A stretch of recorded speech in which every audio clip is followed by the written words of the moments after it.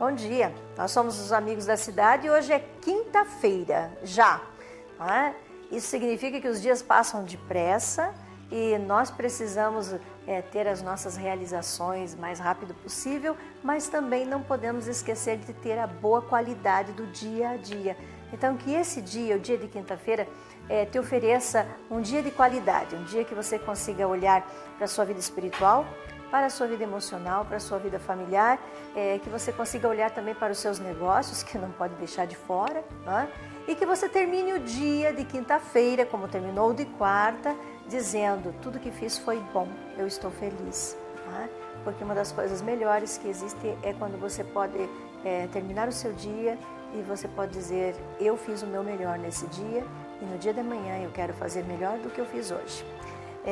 Não poderia deixar de ter uma palavra bíblica nessa manhã, onde Jesus, ali no Evangelho de Lucas, capítulo 5, versículo 31, ele fala, os sãos não precisam de médico, e sim os doentes. Não vim chamar justos, e sim pecadores ao arrependimento. Para você entrar no céu, o primeiro passo é reconhecer-se pecador. E quando as pessoas costumam ou abrigam dentro do seu coração a palavra, eu não faço mal para ninguém, eu sempre estou fazendo o que é certo, o que é bom, eu sempre estou procurando ser justo com as pessoas, eu não tenho cometido pecados. Essa é uma palavra enganosa, porque todos nós, todos os dias cometemos pecado, todos os dias nós erramos. E todos os dias nós precisamos, nós mesmos, colocarmos a nossa vida na pequena balança e encontrarmos ali o nosso peso.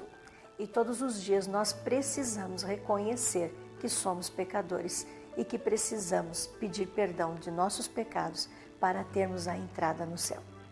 Assim diz Jesus que ele veio para aqueles que precisam de médico, aqueles que precisam de ajuda, aqueles que precisam de socorro. E se eu digo que eu não preciso, que tudo comigo vai bem e que a minha alma está tranquila em todos os pontos, não preciso de Jesus. Mas quando eu reconheço que preciso de Jesus, que eu preciso sempre ajustar algumas coisas na minha alma, na minha vida, nos meus pensamentos, nas minhas atitudes, nas minhas palavras, em minhas decisões, quando eu começo realmente a pesar a minha vida, eu vou me encontrar. E quando eu me encontro, eu descubro que a palavra de Deus está sempre certa e que eu quero entrar no céu. E por querer entrar no céu, talvez não agora, mas um dia eu vou ter que dar a minha vida, né? E encontrar-me com o Senhor. E por eu querer entrar no céu, estar no céu, hoje, amanhã e sempre, todos os dias de vida, eu preciso reconhecer os meus pecados. Que você faça isso e que você possa ter essa tranquilidade de saber quem você é e o que você tem feito e mais ainda, que você é um pecador e que você precisa de Jesus. Este é o programa Amigos da Cidade. Nós somos aqui o programa Amigos da Cidade e temos uma amiga da cidade, né, conosco hoje. Ela já esteve comigo ontem no programa de rádio, na Rádio Colmeia, às 18 horas e hoje ela está conosco aqui na TV Carajás. E é com muita alegria que eu apresento alguém que eu já tenho acompanhado a vida e a história dela, a integridade dela, do seu esposo, o trabalho que eles exercem em Campo Mourão, que é a Priscila Pereira, e ela é contadora, ela é advogada, e hoje ela ocupa, né, como um cargo a presidência do Sindicato dos Contabilistas de Campo Mourão. Bom dia, Priscila. Seja bem-vinda. Bom dia, pastora Jurema. Bom dia a todos que estão aí nos ouvindo nesse dia tão ensolarado e bonito, né? Tá sorrindo? O dia está sorrindo para nós. Sim, o dia está sorrindo para nós. E obrigada por estar aqui com você mais uma vez. O prazer, pode ter certeza, é totalmente nosso. Ontem na rádio, nós tivemos a Priscila e eu dizia para ela agorinha, nós estávamos aqui conversando nesse minutinho, né?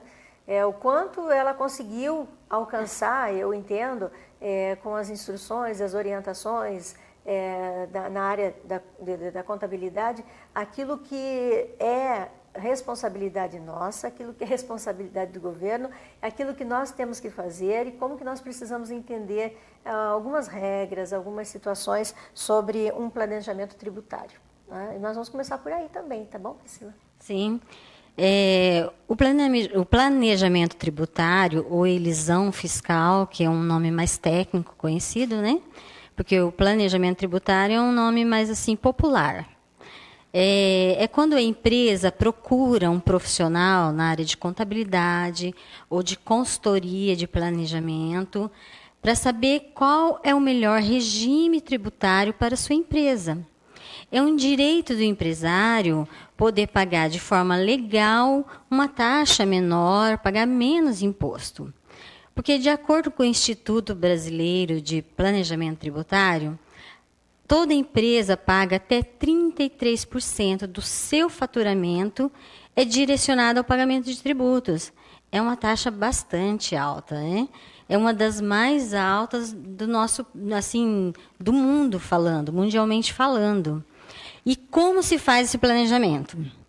Temos que fazer até o início do exercício seguinte. Por quê? Porque eu tenho que pegar tudo o que aconteceu durante o último ano para mim saber qual é o melhor regime para mim para o próximo ano. Tudo com planejamento, né? Tudo com planejamento. Nós tivemos com a presença do SEBRAE, através da pessoa do FACO, e ele assim nos deu uma abertura de conhecimento sobre o SEBRAE. Nós já conhecemos, mas sempre estamos desejando nos aprofundar em conhecer. E ele trouxe assim para o nosso público, Priscila, esse conhecimento. Né? O que o SEBRAE oferece, esse diagnóstico para que se abra uma empresa, para que se dê um passo para a realização de um sonho, para que ele não se torne um pesadelo, tá? Como dizem vocês. E o próximo passo, ou até um passo ali, junto com tudo isso, é buscar um contador se a pessoa deseja abrir o seu próprio negócio, ou mesmo que ela já tenha o seu negócio, não é verdade? Sim, o contador ele é o profissional melhor habilitado para orientar nas tomadas de decisões dentro de uma empresa. Por quê? Porque, primeiro, porque ele conhece toda a legislação, né, que tributária, tudo que o governo exige, para que uma empresa não venha pagar altas multas, porque a multa pode levar uma empresa à falência, a vir a fechar suas portas, o que nenhum empresário quer. Então, quando você vai abrir um negócio, às vezes a pessoa tem aquele sonho de abrir um negócio e ela, embutida naquele sonho, ela vai e abre sem fazer uma pesquisa, sem fazer um plano de negócios, que o SEBRAE faz, né, esse plano de negócio, pode se procurar lá. Eu sou profissional credenciada ao SEBRAE, né, como consultora e instrutora, e o SEBRAE ele tem o plano de negócio. O contador também pode fazer esse plano de negócio para você. O que o plano de negócio vai indicar? Qual que é o melhor local para você abrir a sua empresa? Qual que é o público que você quer atingir? Porque dependendo do local que você abre, você não vai atingir o público que o seu produto requer. Então, se você abre no lugar errado, você não vai ter pessoas para comprar o seu produto. E aí o produto fica parado lá nas prateleiras. E isso dá prejuízo. E ninguém quer prejuízo, não é mesmo? Longe de nós o prejuízo. Nós queremos, talvez, até aprender, né? Errar, vai se errar. Todos erram, né? Erra, aprende, mas sem prejuízo. Que o prejuízo seja pelo menos o menor possível para que no outro dia já se coloque em ordem a casa. Tá? E para isso precisa do planejamento e precisa estar se encontrando com vocês, como os contadores. Nós falávamos ontem também sobre a questão de grandes impostos e como você já iniciou o programa dizendo, o nosso país é um país de impostos. Nós sabemos disso. Né? É uma simples caixa de fósforo que se compre, já vem embutido uma boa quantidade de impostos. Agora eu pergunto para você, como profissional e também como uma mulher de negócios, uma mulher empreendedora e uma mãe que você é, enfim, o nosso país usa bem os seus impostos, na sua opinião?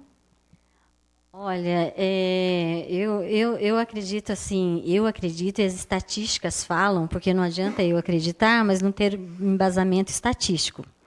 As estatísticas têm demonstrado que o nosso país não tem usado de forma adequada o seu recolhimento de impostos. Uma prova disso é esses protestos que nós temos visto. Ontem mesmo, né, quando eu chegava lá na rádio, tinha lá o protesto dos médicos, buscando para que seja um percentual maior seja destinado à saúde. Desses que agora foi aprovado, 75% foi para a educação e 25% para a saúde. Mas 25% para a saúde é um percentual muito pequeno. Por quê? A nossa estrutura hoje do Sistema Único de Saúde é uma estrutura precária, pobre, vamos dizer assim. Se você entrar aí nos postos, nos hospitais públicos, você vai ver pessoas pelos corredores em grandes centros como Curitiba, Londrina, São Paulo. Você vê as pessoas deitadas nos corredores esperando atendimento. Como que um paciente que está ali com dores fica ali deitado nos corredores? Isso é uma prova de que inadmissível isso, né? Inadmissível. E é uma prova de que os impostos estão sendo mal destinados. Mas o que acontece? No nosso país, eu não gosto muito de falar assim mal de político, não é do meu feitio, mas o assunto requer. No nosso país, o salário dos políticos é um salário muito alto. Nós sabemos que não é exigido que o político tenha um curso superior. Muitas vezes entra um político lá sem conhecimento nenhum do que ele está indo lá fazer.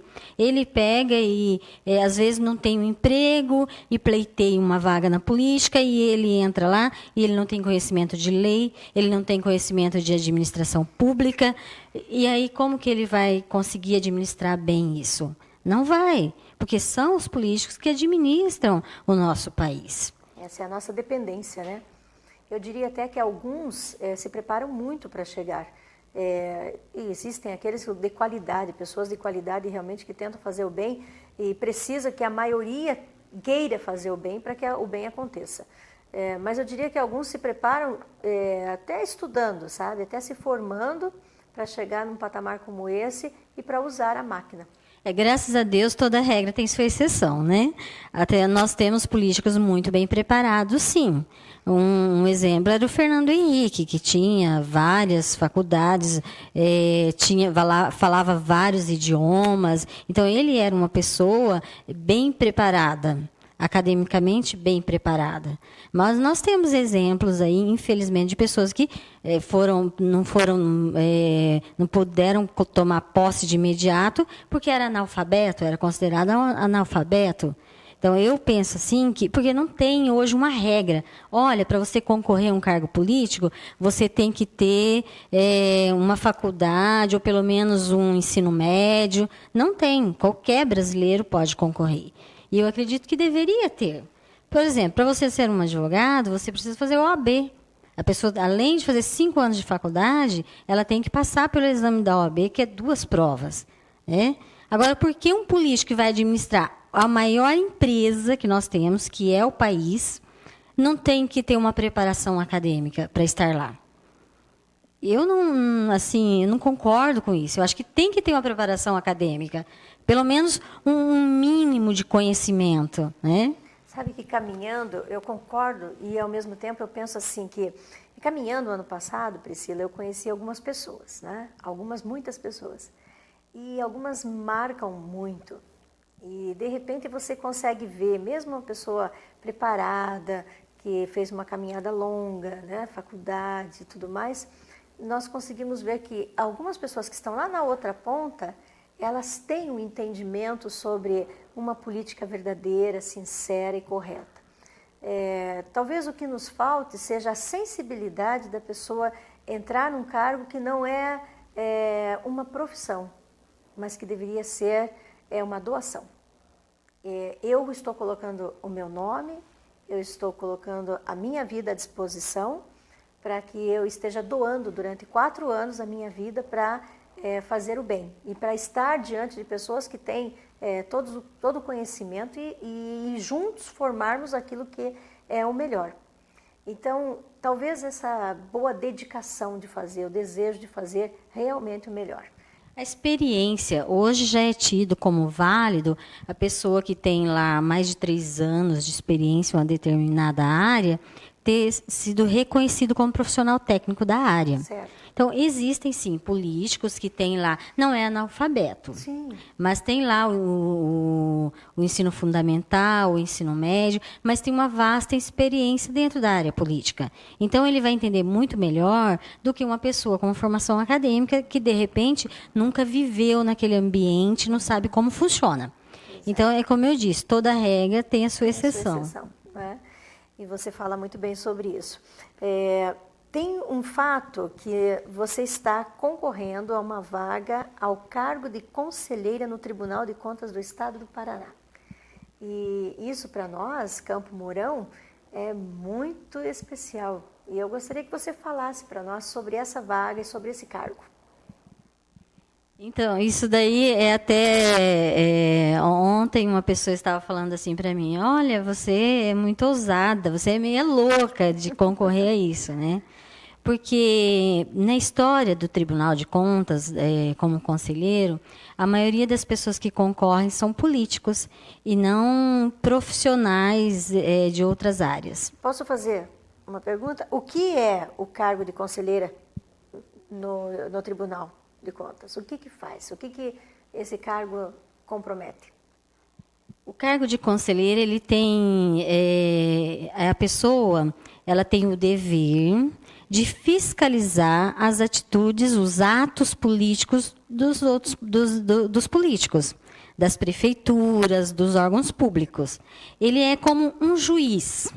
Ele vai analisar o procedimento, as atitudes, de que forma está sendo investido os recursos que são destinados a cada prefeitura. Certa vez, eu trabalhava ali com o doutor Irineu Brzezinski, que já faleceu, né? E a empresa dele foi contratada para fazer uma auditoria na prefeitura, de uma prefeitura aqui da nossa região. Por motivos éticos, eu não vou falar. Então, eu fui a profissional destinada, por a minha formação como contadora e em direito também. O doutor Irineu falou assim, olha, Priscila, você vai cuidar desse caso aí. E eu fui lá fiz toda a auditoria. Então, você vai analisar todos os documentos necessários, todos os processos, se está sendo destinada da forma adequada. Na verdade, é um fiscal. Eu só não entendi uma coisa. É um cargo, como você diz, é um fiscal, mas deputados que concorrem? Eu não entendi muito bem isso. A nossa Constituição Federal, ela tem uma série de requisitos para concorrer a esse cargo. Um desses requisitos é ter uma formação acadêmica na área de economia, direito, ciências contábeis ou administração. E ter, no mínimo, 10 anos de atuação na área que é formada, nenhuma dessas áreas que é formada. E, bom, tem dois deputados concorrendo. A maioria que concorre geralmente é político, sim. Não deveria, pelos requisitos que a Constituição Federal requer. Mas eu não sei por que ninguém nunca impediu, não sei dizer. E quem é que faz essa eleição? Quem vai votar? Quem que vai participar dessa votação? Quem vai votar vai ser os deputados. Mais uma vez eu fico sem entender, mas eu acho que não cabe a mim entender ou designar alguma coisa, né? E você, não sendo política, você colocou seu nome e abriu um espaço.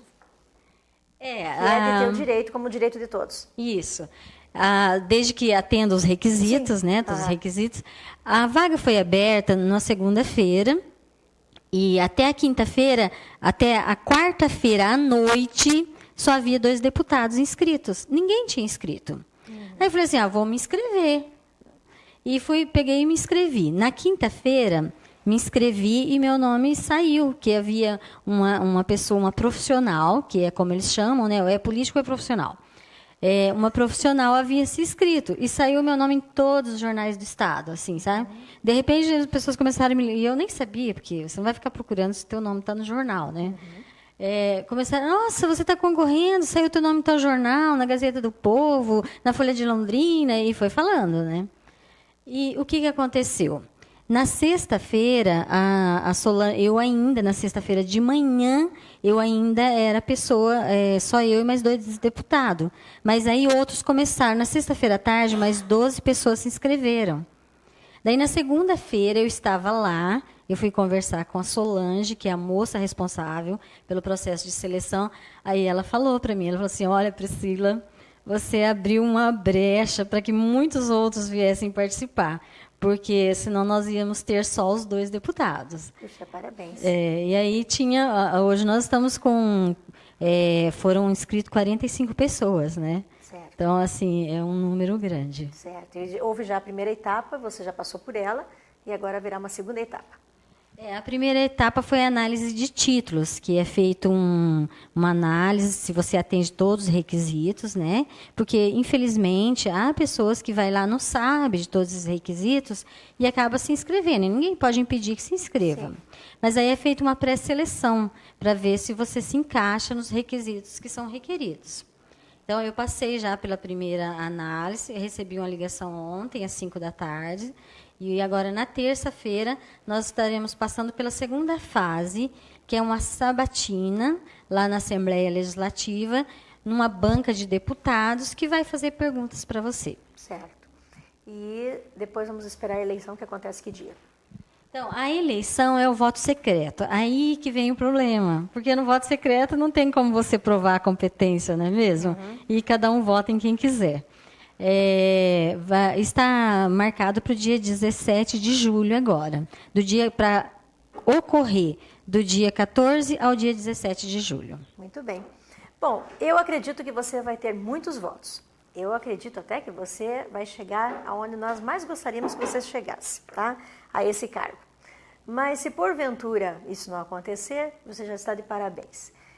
Mas eu quero fazer aqui no ar um apelo, nós já estamos encerrando praticamente o programa, mas um apelo porque nós temos em Campo Mourão 2 deputados. Tá? Nós temos o deputado Douglas Fabrício e temos a deputada Marla.